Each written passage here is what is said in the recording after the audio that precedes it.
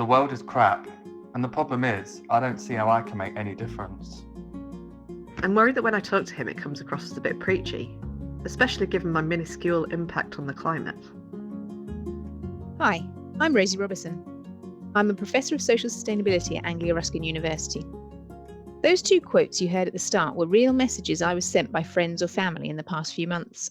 And I think they capture some very normal emotional reactions to climate change, like the feeling that things are hopeless or being worried about being judged as preachy if you raise concerns. In this episode, I'm going to explore whether these feelings we have about climate change are affecting our ability to take action. I'll be talking with a community theatre maker and a climate psychotherapist. My hope is that by the end, we will together have found some ways to feel better about climate change.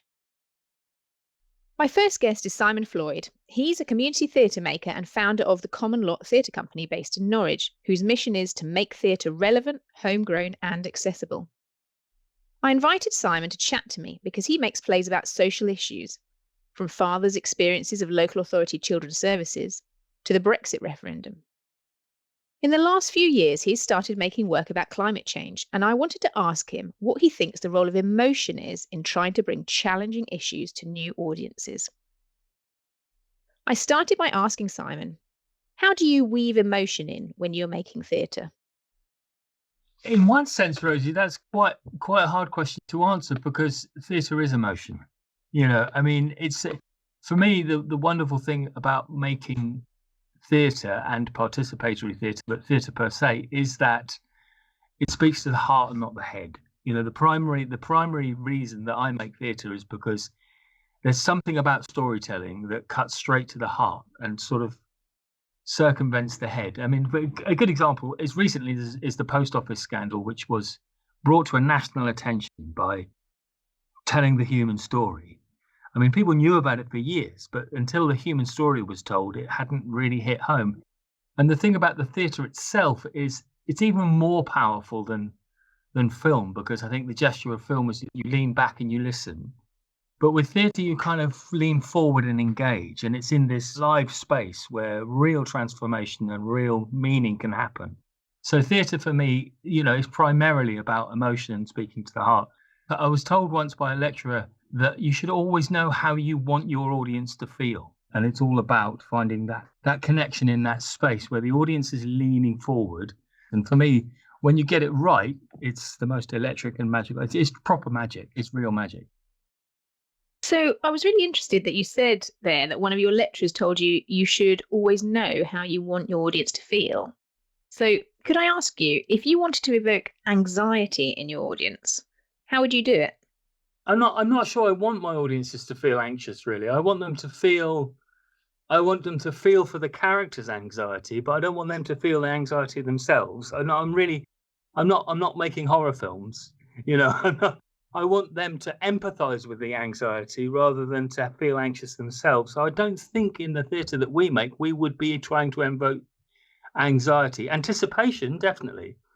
Building up a story so that, people are wanting to turn the page and find out what happens. If that's a form of anxiety, perhaps, but not necessarily.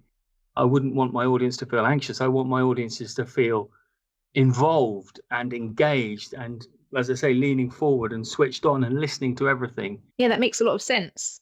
Okay, so building on that, let's try a more positive emotion. Like, how would you help your audience feel motivated or empowered? Yeah, I think that's really interesting. I think we try to always think about what happens after the theatre is finished. So, for example, if we're going to be making this show about climate anxiety, stroke grief, then it's no good just to say, we're all going to hell in a handcart.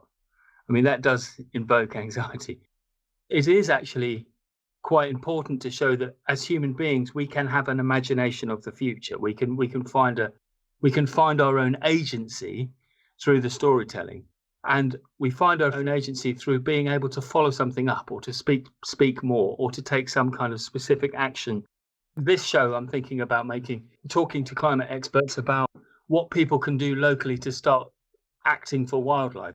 So I think it's important that the theatre itself has a sense of follow-up. It has a sense of sort of like, okay, so I've heard the story and now I, as a citizen, feel more informed and more able to act because I've had my own life and my own capacity to act affirmed. I feel like it has to be an affirmation of people's agency. Okay, I want to ask you about a slightly different aspect of emotion in theatre, and that's to do with where it's not necessarily, as it were, evoking a particular emotion. And this could be all different creative forms, not just theatre, but it's about understanding better, understanding ourselves better, understanding others better. And I think this is something that, narrative and storytelling forms can be so powerful. They give us a different perspective. So again, could you say a few words about how theatre, you think, might help us to understand our own emotions better around difficult topics? We have to broach difficult subjects. We have to look at difficult subjects. But if the theatre itself is just saying there's nothing we can do, or I find that a lot of drama these days, and a lot of theatre come to that, but a lot of film, a lot of things we see, they tell negative stories. They tell stories of murder and investigation, or sort of like evil people who are not very nice. But I'm much more personally interested in stories of human endeavor and heroism, and those are the stories that people really attach to and actually really make a difference. I feel that we have to kind of assume good. We have to assume that people are good and that people have a capacity to change. And we have to sort of respond to our stories and the stories we want to tell by sort of having that core belief that if we can have the imagination, then we can change things. So the theatre itself is there to support people's imaginations of things being different. And we don't want to save or act for things we can't imagine. We did a show about Anglia Square, which is a rather run-down shopping centre in Norwich. But the place is the industrial heart of the city. It's got an amazing history long before the place was built. But nobody cared for that area particularly. People just thought it was a horrible place. What we were trying to do was to encourage people's sense of what was there before and what needs to be there in the future. So, yes, Anglia Square is an ugly place that needs knocking down and is dangerous. At the same time, that's not all it is. It has a history. It sits in a timeline. People tell themselves different stories if the theatre's powerful enough, Like Mile Cross has got a terrible reputation for being a rough area. But now we've changed that story. We've said, it is a rough area, but also it's the oldest purpose-built social housing estate in the country. And this was a pioneering place, and we should be proud of that history. And now you can hear people telling different stories about the place, not just the old story. It's quite interesting because you talked about the post office scandal drama earlier, and that is a big story about somebody taking responsibility. Yes, exactly. It was somebody who said, not having this, I'm going to stand up. And that one person, or that one individual that focused on, what a story, how exciting to see that. I mean, we are very political in our approach. I mean, I don't make any bones about it. When I say political, I don't mean party political. I just mean politics in terms of everything is politics. We have a part to play in our future. That's politics. And without emotion, without talking to the heart, we don't get there. I read a book by a man who had been there studying Arctic ice from below and by air. He told a story beyond repair. 300 cubic kilometers gone each year. When the Arctic loses its ice, man, it really ain't gonna be nice. People will suffer the roll of the dice as sea levels rapidly rise. We do not need you to promote our creed. I do not want your discount deal to make me feel I must buy, now. So we heard a couple of clips there from a theatre piece you made last summer in 3 days with non-professional actors. Can you tell us a bit about that experience? So the first thing we did with that group is to say, who are you? And then, okay, you all need to know in 48 hours time, you're going to be on a stage, having made a piece of theatre about this. And people go, ooh, it's scary. And scary is good, as long as it's not panic, as long as it's stretch and not panic. So I loved that workshop that I ran with Charlie and that group of people.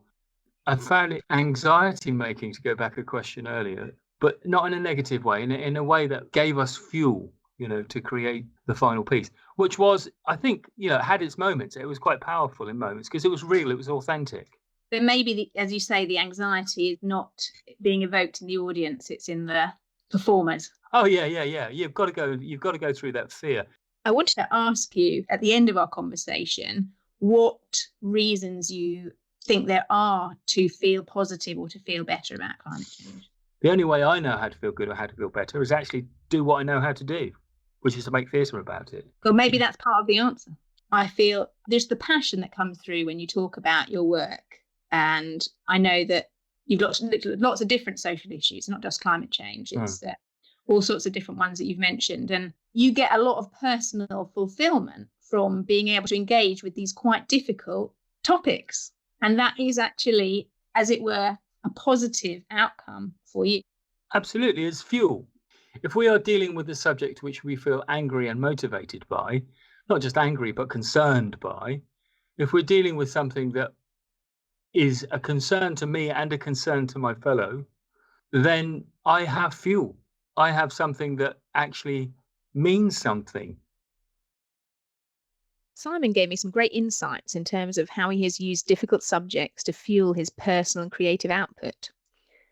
I think, like me, he's an optimist and likes to see the best in people. And actually, I think he's also able to bring out the best in people through his projects, which do challenge participants to act, quite literally, despite their anxiety. His passion always shines through when he talks about the communities he's part of. I still had some questions, though, about how to help people who might feel despairing about progress on climate change. And to explore these, I asked Ro Randall, a climate psychotherapist, if she could share some of her expertise. Ro has developed a number of pioneering courses to help people face up to their environmental impact and then actually do something about it. In fact, taking the Carbon Conversation course that she designed with Andy Brown actually inspired me to work in sustainability. It invited me in a supportive environment to explore what I would find attractive or difficult about living in a low-carbon world. And these are actually quite profound questions to consider. So I wanted to ask Ro more about this.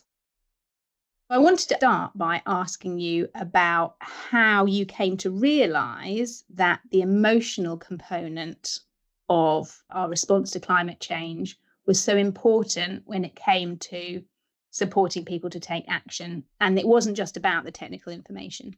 Because I'm a psychotherapist by training and profession, the emotional side of our psychological life is often at the forefront of my thinking. So that question, well, how does this make you feel? Or what are the feelings that are hard to express or hard to face, hard to speak about?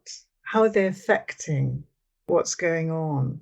And so I came to the issue of climate change with that question, which many environmental campaigners have asked, which is why, given the information, don't people do anything? Why is it that when we tell people how dreadful things are, how everything's falling apart, how serious it is, how urgent it is, why don't they all immediately say, right, I'm behind you and I'm going to join you? Why do they go, oh, really? Or turn away, or tell you that they're too busy, or listen politely with that feeling that comes across to you that they're not going to do anything at all? So it's that question. And I think those are familiar questions to anybody who works in the psychotherapeutic milieu, because you know that when things are difficult, people defend themselves. And the issue, I think, about climate change is that it demands not just that the big systems that we're part of change and that we get rid of fossil fuels, but that's going to have effects on just about every aspect of our lives. And that those of us in the wealthy countries like the UK, even if we don't feel very wealthy ourselves, that means that a lot of things have got to change. It means that things which feel very ordinary and convenient can't carry on as they are. And those things are difficult for people to face. So I think that's really how I came to it. I mean, you speak so clearly about this, and I think that people can really recognize what you're saying, both in terms of responses we might have had from other people, but also perhaps responses that we feel in ourselves. And I wondered also, if I may ask you, about what your own approach has been to perhaps difficult emotions that you feel about climate change, and whether that has in fact changed over time. I think that for me, the important thing is to recognize as an individual that you're part of a system, that you're part of multiple overlapping systems. And that within that, I think it's always very easy to say, well, I'm just a small person, I can't do anything, and to feel that you're insignificant and to use that as a means of avoidance. But I think that there's a great strength in seeing yourself as part of a system.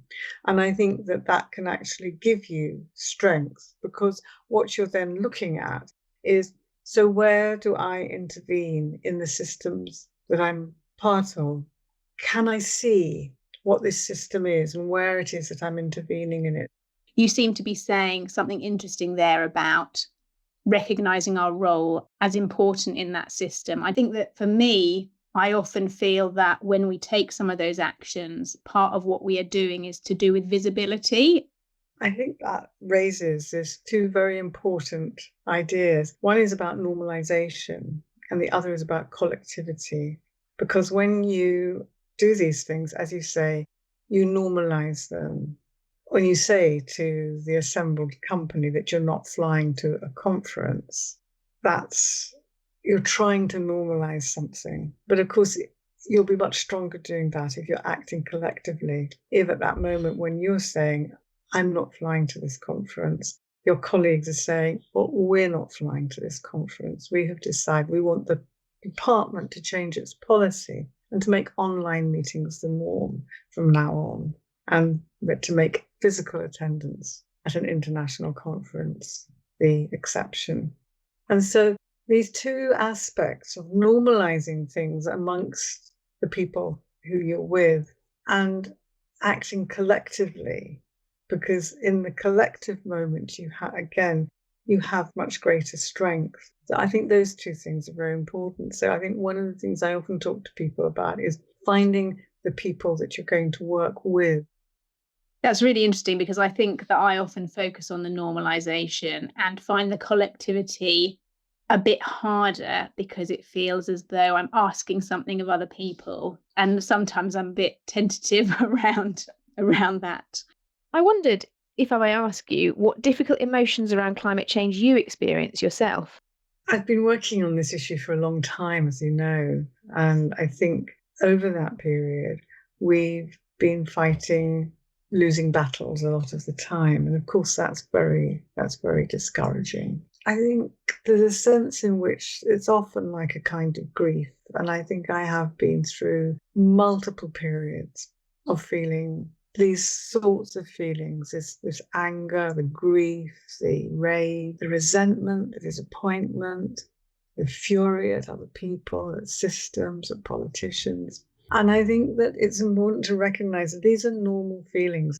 Over time, gradually, you move, I think, into that state where you're able to process some of those feelings and to make those life-changing decisions, which say, well, I'm going to live differently, I'm going to act differently in my political life, in my social life, in my work life, in the systems that I'm part of.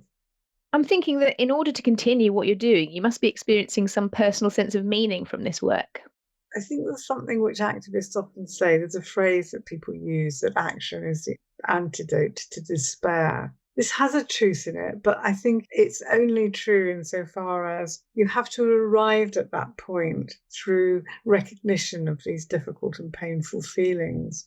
And I think it's a lot more complicated than just saying, oh, you just got to go out there and do some action. I think it's about being able to live with some of these feelings. And I think that for a lot of people, where they find strength is in the collectivity, it's in working with other people. But I think there's also there's a trap that some people fall into, which I think often comes out of perhaps feeling guilty that they've not done anything for a very long time. You know, they've woken up to this rather late in the day, and they become very, very self-punishing, and that's not a good place to be. And so you get people who endlessly scroll through the bad news, and this isn't really very much point to this. I often find myself saying to people, well, once you know what the basic facts are about climate change, that's it. You know, and the point then is to do something. And there are people who confuse kind of endlessly reading the bad news about climate with being involved, being engaged with it. But that's not really true. It's a kind of self-torture, which I think comes from guilt, and it's not really very effective. But what's happening there is that people are stuck in that stage of trying to grapple with the difficult feelings they've got. You know, and if your feeling is, well, I've gone on a massive flight every year for the last 30 years on my holidays, I've destroyed the world with my lifestyle and my job and everything, you may well be carrying a lot of guilt. But the way out of that is not to endlessly doom scroll. It's to find ways of talking about that and making some kind of reparation through the actions that you then do. But again, these are difficult things, and they aren't necessarily what immediately occurs to people to do. So I understand it when people get stuck in these kinds of places. I'm going to move on to a related question, which is kind of picking up on something that a relative told me recently. And they know, obviously, that I work in sustainability and they're interested in sustainability issues, but they were obviously feeling quite difficult about this, and they kind of put it in a very blunt way. They said, the world is crap, and the problem is I don't see how I can do anything about it. You know, very sort of despairing type comment. And I was wondering if people come to you, I imagine maybe they do sometimes come to you with these kind of sentiments, and they want some advice maybe about how to move forward from this place. What might you suggest to them? I think that's a really interesting example that you just gave. Because I think what I would say to someone who said something like that would be, you seem to see this in very absolutist terms. Everything's crap, or the opposite, everything's fine. And then see if you could open up the conversation about why they're seeing things in such absolute terms. Because there's a lot of different things that can be behind that. You know, what's behind that may be the feeling that, I think, as you were saying, we're all so small, we can't do anything. Or it may also be the I don't want to do anything. I'm not going to say I don't want to do anything because I know Rosie will disapprove and I don't want her disapproval. So I'm just going to be the cynical realist. I often talk about this as being the difference between the content and the process in a conversation. You know, the content is what we're talking about. In your example, you appear to be talking about climate change and what to do about it. But the process is quite different because your relative's feelings are quite complex. There's an element of despair in there. There's an element of aggression in it. There's an element of them wanting to be left alone and not bothered with this. So there's a lot more going on. And you're being seen in a particular way at that moment as well. And I think it's probably one of those moments where you're being seen as the person who's going to tell them off. Or alternatively, you're being seen as the person who is naively innocent and thinks that all can be solved with a solar panel. The moment you can start to draw attention to those processes is often the moment at which the conversation begins to open up a bit. That's fascinating. Thank you. Very interesting reflections. I want to, if it's all right, reflect back on one of the points that came up in my conversation with Simon earlier. He felt that a lot of the stories that we tell now, if we look at sort of TV dramas, films and so forth, are often quite focused on the darker side of humanity, and that we maybe have a bit of a fascination with this.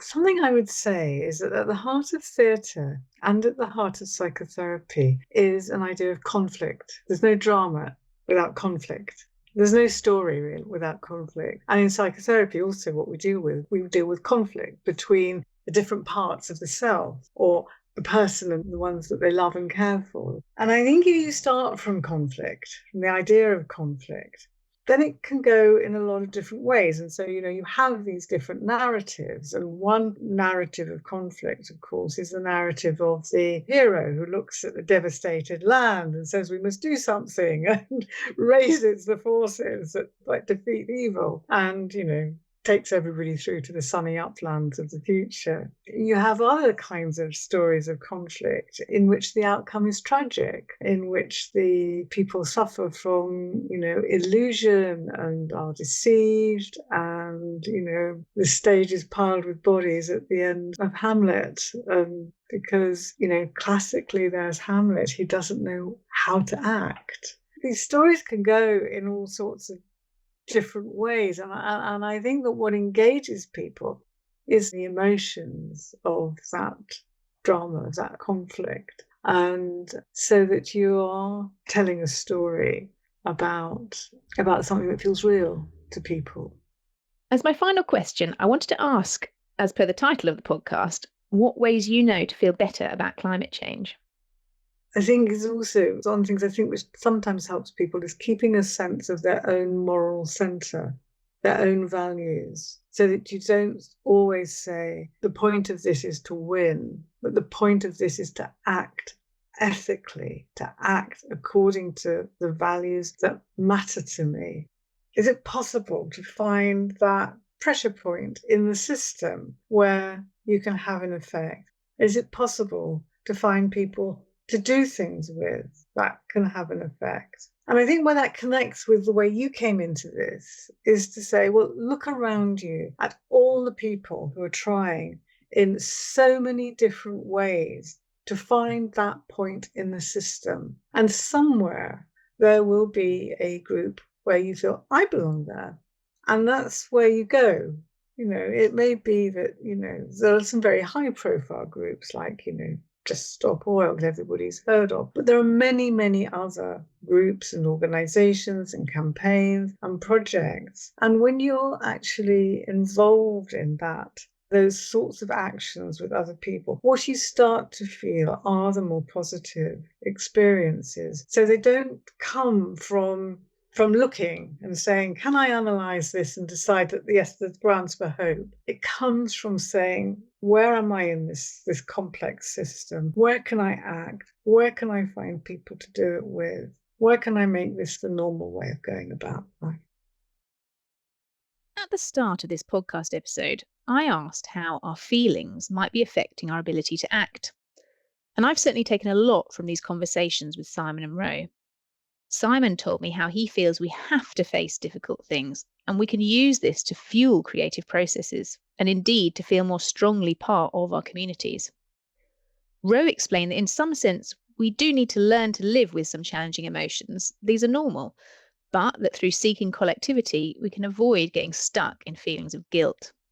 I was very struck also by what Ro said about the most helpful action not always being the obvious one that occurs to us. Together, I think these insights provide a number of ways to feel better about climate change, although, as ever, there's so much more we could explore. If you want to hear more about these topics of emotions, climate, and positive action, please do check out my website, www.begreenchange.com. And finally, this episode was made for the Chelmsford Science Festival 2024. If I were to do another episode, what would you want to ask? Who would you invite on? Feel free to contact me.